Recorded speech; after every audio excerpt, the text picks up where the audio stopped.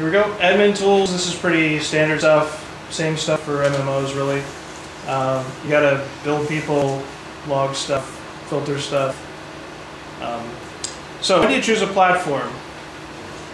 I'm not there yet. When do you choose a platform? Usually there's three different things going on at the same time when we're building a virtual world. We're doing the creative stuff, we're figuring out the business model, and we're trying to figure out how to manipulate the technology into suiting those goals. So, for example, you can't use a virtual world that's extremely expensive to host personal spaces if personal spaces is your key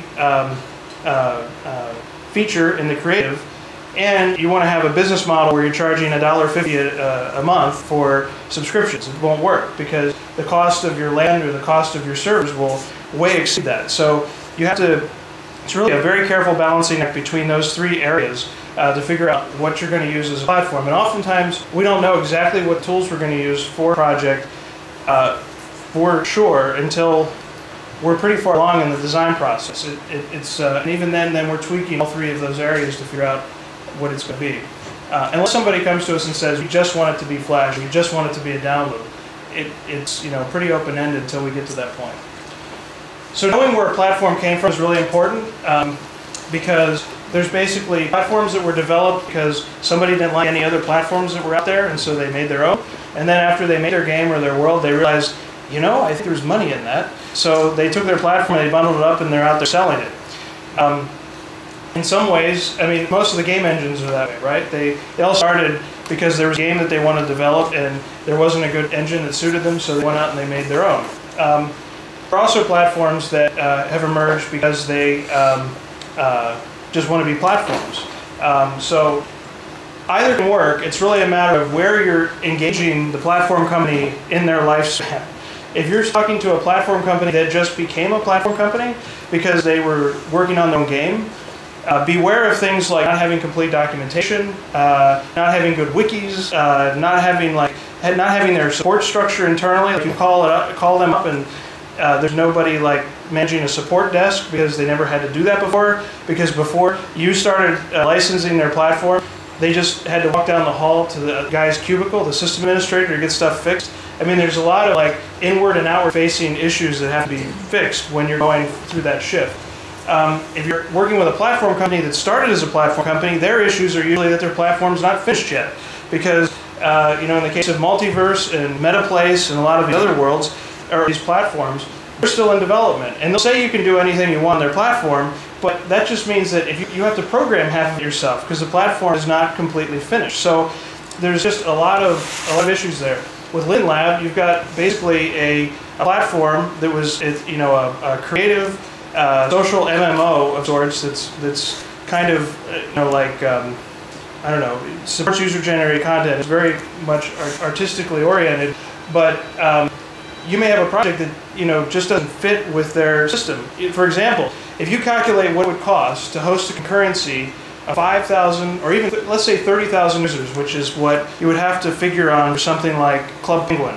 If you wanted to do a 3D version of Club Penguin, if you figure out what it would take to support 30,000 concurrent users, I challenge you to figure out a business model where you could actually cover your costs in a free-to-play model, even with advertising or even a subscription, because of the land fees that you have to pay to LinLab. So there's just a lot of crazy things about where these platforms come from. So understand that. And the last thing on kind of like my theory on how to evaluate these things is that it's really early. Most of the platforms I'm about to show you don't have anything launched on them yet. And what they do have launched is in beta. So it's ridiculous.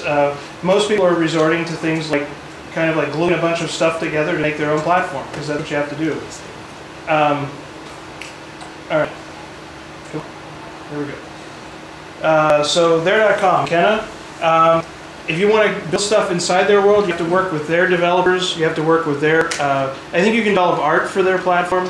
But there are just a few instances where there have been integrations with them. We've done one of them.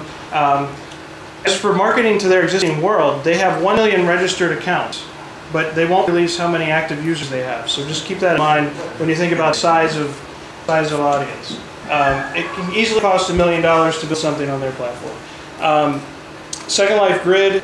This is just an example where we brand the Second Life viewer for CSI, and we did a bunch of customization through the registration system. Let's see. Icarus is actually has its roots in gaming. They started out as a platform because of a game. I think their game's called Fallen Earth. It hasn't launched yet. It will sometime in spring in alpha. They have three to five other projects. This is just a screenshot of their dev tools. Really rapidly develop stuff.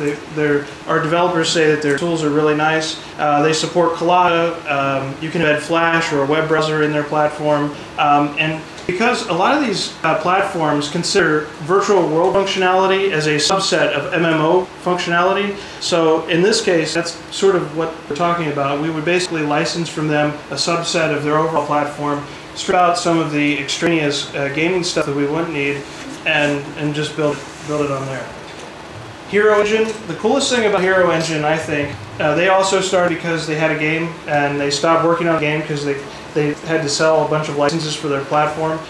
They have, I think, BioWare, ZeniMax are two of the companies that have licensed. There's 10 licenses sold on their platform so far. Their license fees are somewhere in the six figures, but they provide a pretty end-to-end production solution. Let's see what else. The coolest feature, that's what I was thinking about, is that, like Second Life, as developers in your company, you can actually socially build. So if you've ever been in Second Life around somebody who can use the build tools, they can start rezzing frames out on the ground and putting textures on them and right in front of your eyes. And while the users of the world can't do that, or can't see that or do that in the environment, the developers, they're all working in this dev kit can. So if you have a distributed production house that's across the world, it's kind of cool to be able to kind of have that type of social building experience. Multiverse is an up-and-coming network. They started as a platform network. They didn't have a game in mind. This is their demo that they created, which is Times Square. They currently can support 2,000 users per server, which compared to like Second Life, that's you can get 200 people, I think, on one physical server with Second Life, 50 per region, but 4 regions on a server.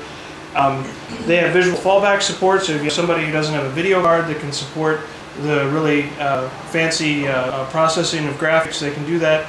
They just released, or working on, a Flash client so that you can build stuff in Flash and have people that are working in Flash also be in the same space with people that are in the 3D download engine. Their big push will be, once they get their users acquired and people using their platform, they hope to basically be the 3D browser for virtual worlds. So you'll load their browser and you'll be able to jump around to all the different worlds that have been built on their platform. Yeah. Did you say they're building a Flash applet for? Yeah, they have basically a network. What would you call it? A network plugin for Flash CS3. So you can basically have avatars moving around in a Flash movie. If you're familiar with like SmartFlash server, you can basically swap that out with Multiverse, and then have people mingling together, 2D and 3D users. What about the audio with when we were talking earlier, Project Trevor Smith? Oh, I'll get to that. Yeah. Oh yeah, in Multiverse, their tools are free, which is great. I'm getting into myself. So the tools are free with Multiverse, but there's a revenue share. So when you start charging your users, you have to give them money, which works fine, except for if your sole business purpose is to be acquired. If you're basically building your business to sell it to Disney or something like that, you may have to negotiate a flat server fee because there'll just be legal issues, which that gentleman over there can help you with, right?